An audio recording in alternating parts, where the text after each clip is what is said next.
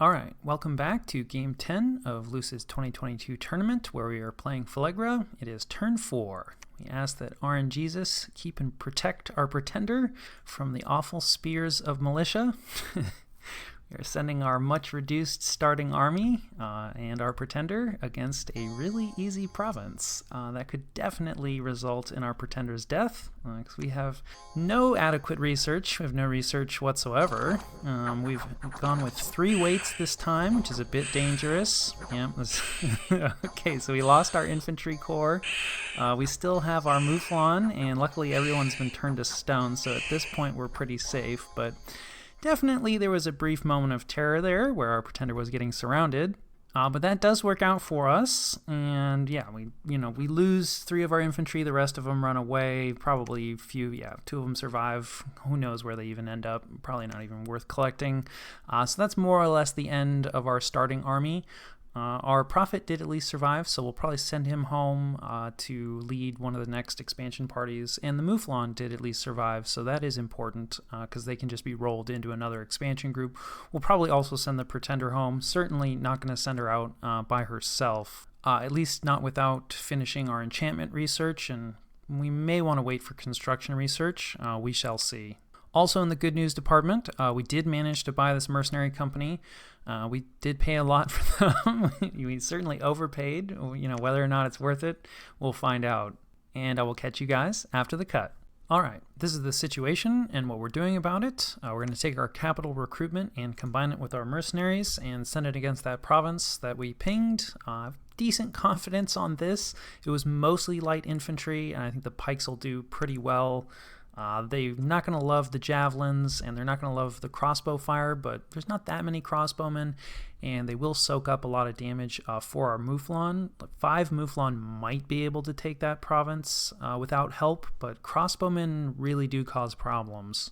But together, I think we'll be in good shape. Famous last words. We are sending the prophet home, and he will collect the next round of mouflon recruitment, and then probably, not 100% sure on this, but we'll probably just combine everything against these horse tribe, including possibly our pretender, who this turn is just going to hang out and sight search. We still do not have enchantment 2, but we will have it next turn, which definitely makes life a lot safer, although crossbowmen are pretty much always a no-fly zone. And there's a lot of crossbowmen, right? So, we know about, the existing provinces that we've seen. Now we can see a few more provinces, and this is looking juicy, except, hey, crossbowmen. Now, there's not that many units here, so we'll see how this fluctuates, but it doesn't take that many crossbowmen for things to get very sad for our Gorgon, so we probably won't be able to take this with our Gorgon. This province, happily, only has archers. Now, there is a decent number of units here, so I would really like to ping it, because we'll just have to go by the trending of the scout report. And we do have a scout available who could ping it, but we also need to see, are there any enemy flags, bordering the province, because would really prefer to avoid bumping, at least until we get some kit on our pretender. There's plenty of bumps that we could win, but just not sure the risk is worth the reward. On that note, in terms of other players, we do see Atlantis' capital down here, as I expected. Or rather, I expected it to be near this larger lake. But yeah, so Atlantis, fairly close to us, someone we'll have to think about. But considering how close their capital is, right, this province here is their cap circle, so it's entirely possible that they're looking to expand into this already. It is turn 4. I have no idea what late age Atlantis' expansion is like, but I do know that they are a pretty strong nation in this age. So like I said, next turn, may gamble on sending our pretender in here, especially if this trends downwards, or we'll probably combine with everything here to go after the horse tribe. And we don't have to worry so much about their bows for our pretender, but we do want to make sure that, she doesn't get out ahead of the troops, because she does not like taking a bunch of lance charges. The other option, of course, is to instead go for this heavy cavalry province here. It does have crossbowmen, so we would not be bringing our pretender in that case, but we will be reinforcing probably with another mouflon group of 5, 2 coming with our prophet, and then we're recruiting 3 this turn. So, with the mercenaries and 10 mouflon, hopefully, assuming there's no casualties, there'll be casualties, but hopefully it's the mercenaries that die. That should be enough to go after this province. And, you know, the heavy cav, it's nice if we have the mercenaries because they can eat the lance charges. We might recruit just some of our healet archers as lance bait. But yeah, we really need to focus on trying to clear our cap circle while we have these mercenaries. In terms of mage recruitment, we've gone back to the Phlegran oppressors for our faster research, and we'll probably keep that up, I don't know, 1 or 2 more turns. Really, the construction 2, right, getting these 2 out of the way is really where we're most interested in having really fast research. After that, you know, there'll be other considerations. We also would like to get some site searching going pretty early, because if we're going to, the gear that I'm planning on making only relies on our national gems, because you never know what you're going to find, but obviously if we find other gem types, that would be really nice. So recruiting one of our oppressor archons would be really nice because they're excellent site searchers. So we might try to recruit them relatively early. We may put a fort here simply because it's a province we own that's not in our cap circle, and it's okay. It's a little low on resources in terms of like what Phlegra likes. But, you know, there are 2 forests here bordering, one of which we're more or less guaranteed to get since it's in our cap circle. Although there are 80 barbarians here, maybe. I mean, you know, we've seen significantly lower reports, but it does look like there's a lot of barbarians here, so that's not fantastic. There's another forest here that we have a decent chance at getting. Obviously, this is a highlands, so high resources there, although maybe less likelihood that we're going to get that. But anyway, there's enough connections and enough of the surrounding provinces have high resources that I think this will be okay for a fort. I'm not sure offhand where else we would put one that would be in a better spot. Maybe in this forest here to the north, although we do see some enemy dominion here already. So, you know, that could be a problem. And then a lot of these other provinces, right, are just plains or, you know, farmlands. I guess this is also a mountain, so this might have decent resources. So this is a possibility. It also looks like it's somewhat of a larger province, but, you know, people might be targeting it. We'll see. Definitely don't want to put it in a cave. So we'll see, you know, starting a fort on turn 6 would be nice. Not sure if we're going to hit that. Also, we are recruiting more scouts. This is also a scout province because of the late age, so that's lovely. Now we can get even, you know, more scouts.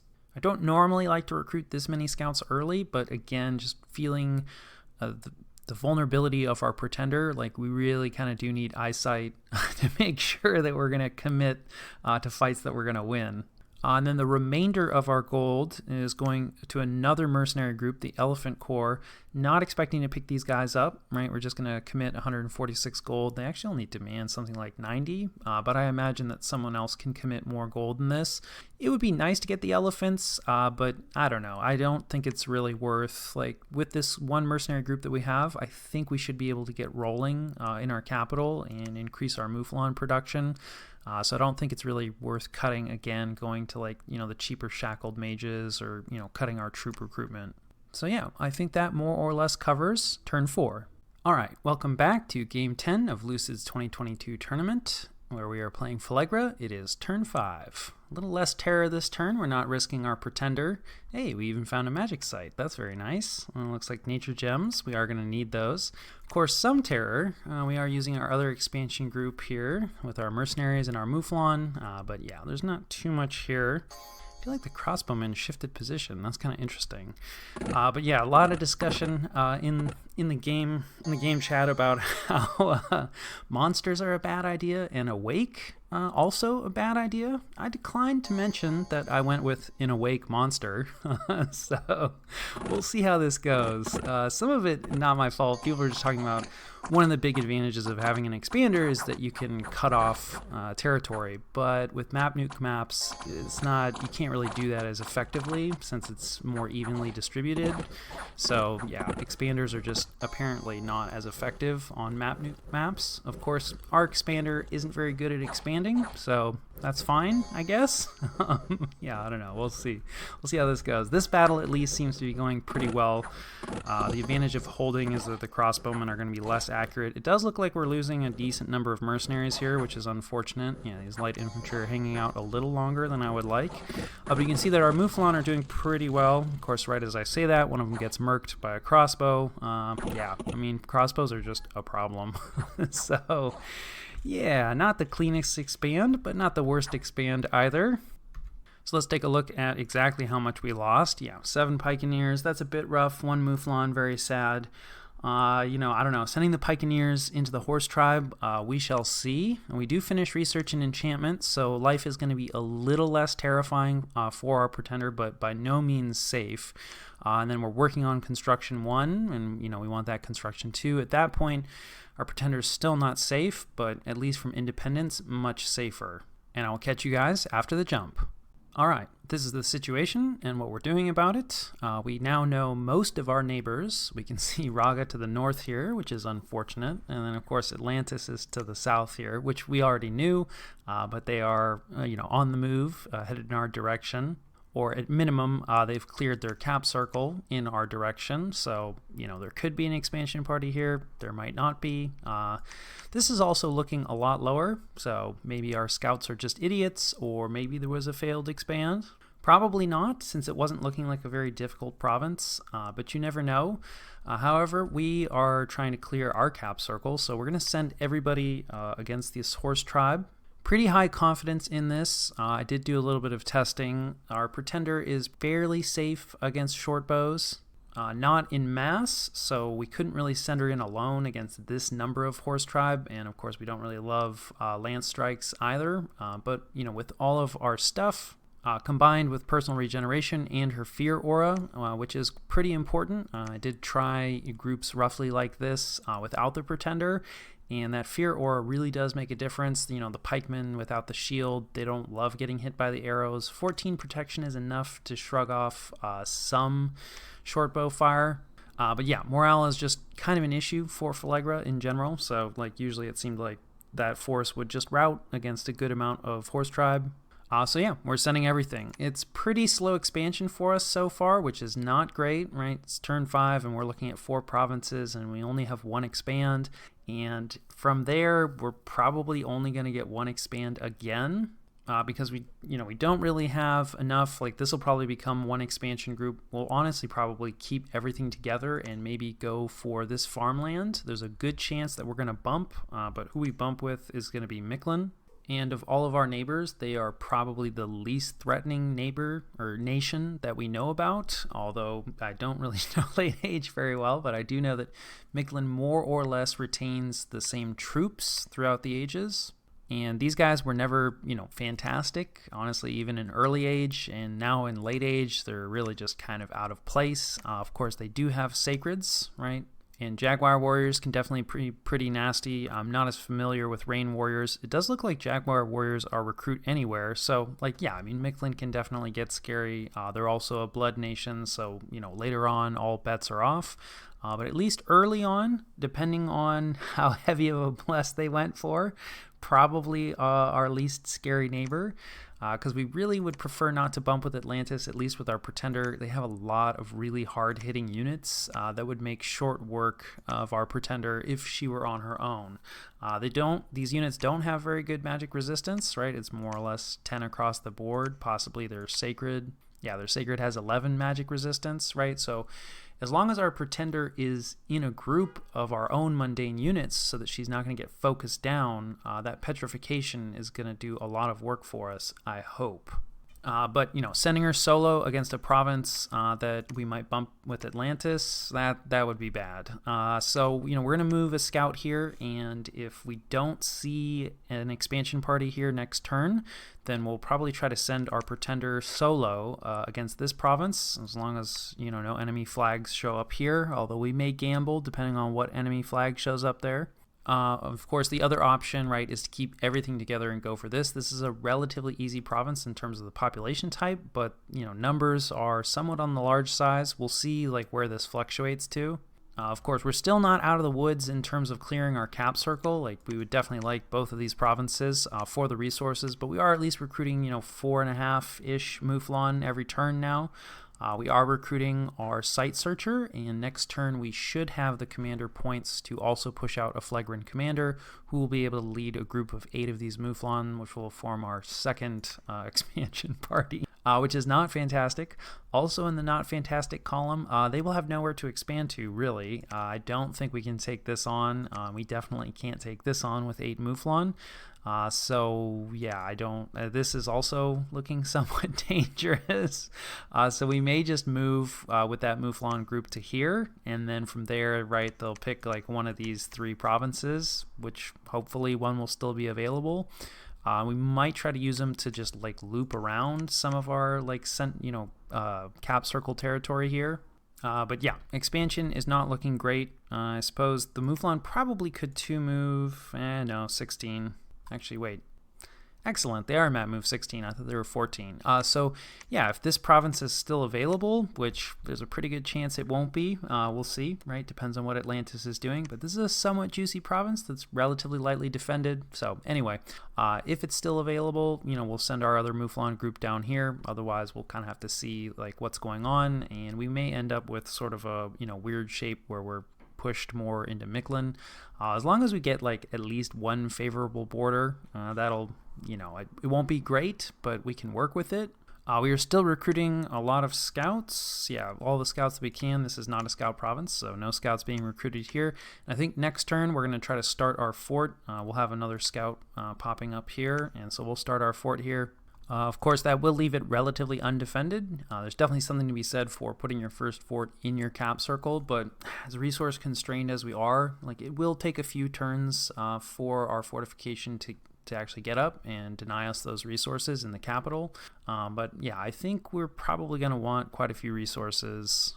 So I really would like to avoid that, but if we send everything off in this direction, and depending on how aggressive Atlantis is feeling, right, if they see a scout just hanging out and they scout that a fortification is under construction, that's a little on the dangerous side, since it's pretty unlikely that we're going to manage to nab all 3 of these provinces without Atlantis getting in on one of them, which means we're going to have a fort. Our first fort is going to be on a border, which I don't love. So we'll see, but otherwise I think it's a decent spot. It also, we're getting a nature gem here, so that's nice to protect that. So yeah, definitely playing it a bit on the slow and safer side, which is not usually how you win, right? You're going to have to take risks, but I also feel like there's a pretty good chance that we're really going to want our Pretender in our first war, which could very well be defensive. So I'm very hesitant to lose them, just to speed up our expansion a little bit. And, other than this province, like none of these are really appealing for her for a solo operation. Actually, this province as well, except there's just the numbers are maybe a little too high. Definitely if she gets fully surrounded, her regeneration can get overwhelmed if she has no kit. So yeah, we'll see how it goes. Definitely, from the game chat, I'm not the only person who isn't thrilled about their cap circle, right? So, there could be some other people whose expansion is going slow. Hopefully Mictlan's is going slow. Unfortunately, Mictlan was the one who ended up with the elephants, so that will help their expansion. But yeah, we'll just have to see where it goes. So I think that more or less covers turn 5. All right, welcome back to Game 10 of Lucid's 2022 tournament, where we are playing Phlegra. It is turn 6. I think this is the horse tribe, sending everything, expanding quite slowly, but hopefully we will be rewarded with fewer losses. And yeah, could be worse. This looks about almost exactly like what the scout report was reporting, maybe even a little on the light side. So they're shooting at our mercenaries. That's fine. They are the ones that are more lightly armored and, do not have shields, and we would rather lose the mercenaries than our Mouflon. And yeah, our Pretender didn't land amongst too many horse tribes, so that's good. Mostly have her here for the fear aura. She gets some kills as well. Unfortunately, there they go. I was going to say these horse tribe are hanging out a little longer than we would have liked. Definitely lose some mercenaries there. I don't think we lost any Mouflon though, which is the more important bit. So let's take a look at the casualties. Yeah, we lose 4 Pikeneers. That's okay. We have them for one more turn. Probably won't rebid on them, especially since we're probably going to send them into a relatively heavy province, although it does depend somewhat on where people expanded to. Actually, a little lighter on the horse tribe than the scout report would have suggested. And unexpected event, we are rolling with Misfortune 3. That's not too bad. This province goes to Misfortune 3. That's where we were headed anyway, so that's okay. We don't mind catching some witches. And I will catch you guys after the jump. All right, this is the situation and what we're doing about it. We potentially are going to get our first 2-province expand, on turn 7. That's not great, and it's going to be pretty risky for both of the expands. So we're going to split our pretender out. We're going to send her into this province. Same kind of stuff. We don't have any kit yet for her. Decently high confidence here. Archers are not too much of a problem, and like militia, heavy infantry also usually not too much of a problem. We will be out of Dominion, so that is going to matter in terms of how much regeneration we're going to be getting, but we're at least going to be coming in with quite a few hit points because we're coming from a place that we have decently high Dominion. I also reached out to Atlantis and offered them to they take 187 in return for me taking 179. This is probably a better province, so in some ways it's not a great trade, but I figured that would make it more appealing, and we're not in a great position, so not really able to antagonize people. Also, this is much more likely to give us a lot of resources, and in a lot of ways, at least currently, resources are more important to us than gold. Phlegra does have gold problems because their Dominion generates unrest, so we're just going to be getting less gold out of our lands than normal. But because our troops are so cheap, until we start stacking like a lot of expensive mages, I find that gold is like not the limiting factor early on, it seems like. So Atlantis was happy with that. They also, asked that we not contest 164, which I'm fine with because we're not really in a position to contest it. I was even tempted to say that we wouldn't contest 181, but I felt that was maybe going a little too far. I don't think we're really going to be able to contest 181, but it really does depend on how well this expansion group does. It doesn't look that powerful. These snow warriors and seal hunters are definitely on the cheaper side of things, but there is a group of their sacreds here, so we are moving a scout into position in this province to hopefully catch their bless and see what we're going to be up against. Also, Xibalba reached out to me to talk borders as well, and they let me know that they're going to be taking this province this turn, which is unfortunate. We are moving a scout in, to kind of see what they're doing, and we're planning on moving a scout more or less in that direction anyway. This isn't a very good province, so in some ways it's not so bad, but, swamps do often have a lot of magic sites, and, there's a possibility that there's lizard shamans or something like that in there. Which would be really nice, right? We do not have any nature access yet in terms of like little indie nature ones. There is the option up here for Jaguar Tribe, which usually not much of a priority, but we would like at least some nature magic. I do think that's going to be important for us. And of course, the bigger problem is that, we're not going to be able to loop around and, cut off some of this territory. But realistically, with Raga being here, like there's a pretty good chance all of this is already taken anyway. So we're going to have a bit of an awkward shape. Expansion has not gone well for us. The Awake Expander-ish, right, like hasn't really worked out. Now, I have been very cautious with it, right? So we certainly could have tried more things, but I'm pretty sure it would have just left us with a dead Gorgon. So the Gorgon, definitely like showing its weak points, but hopefully in the upcoming, initial wars, I'll be able to demonstrate that I do think it has some strengths. Probably still not worth it overall. This is a pretty rough result. We're not done with expansion yet, but yeah, being blocked like this is pretty rough. 110 barbarians, that's just going to be tough to deal with, honestly, for most expander chassis. We may be better off trying to go through the heavy cavalry, since at least, the scout report occasionally is fluctuated up to like I think 50 or 60, but oftentimes is as low as 30. There's probably like 40 units here ish. The fact that it's mainly heavy cavalry though is kind of scary. We should probably bounce a scout off of it before we go in. So anyway, we've talked with our neighbors, no non-aggression pacts or anything like that, though interestingly Xibalba said that they Midgard reached out to them. Midgard is one of their neighbors, but anyway, Midgard reached out and offered a non-aggression pact with them. So that's a pretty early non-aggression pact. I know a lot of players don't like to sign non-aggression pacts that early, so not super relevant for us, but it is a little bit interesting. And then the other expansion, of course, that we're doing is we're going to, take our remaining mercenaries and 9 of our Mouflon, and we're going to slam it into quite a few units, but mainly militia. So I think really the main danger here is we just get a rout because, our pikemen are definitely all going to die, or at least mostly die. The ones that live will be the ones that run. So hopefully that won't trigger our Mouflon to retreat. The Mouflon can cut through a surprising number of these, chaffier independents. The heavy infantry are a bit more on the dangerous side, but all of these units do struggle a bit to cut through our armor. So I'm hoping that, we'll be able to kill off most of the militia and then maybe some of the light infantry and then trigger a rout from the independents. There is also, of course, a lot of risk in terms of a bump happening, and we probably will not win a bump, especially if we have to fight the independents first. But, we do need to start taking provinces at a faster rate, and then we are doing some more Mouflon in the capital, and then our Archon is finishing off. Unfortunately, we didn't quite have the gold to take use of this commander point, so that's a bit sad. That is because we are starting our palisade here, so we are at least starting our other infrastructure on time. And this should be pretty helpful for us, in our first war. And I think this is going to be a pretty good province for us. It's got good recruitment, it's got pretty good resources, and we've negotiated for, we're taking it this turn, hopefully, but we've negotiated for this province and this province. This province is in our cap circle, so we won't quite have all of the connections for this fort, but we'll have more than enough resources, I think. So, we'll have 2 forts in a pretty good situation that we're going to be able to pump a lot of troops out of.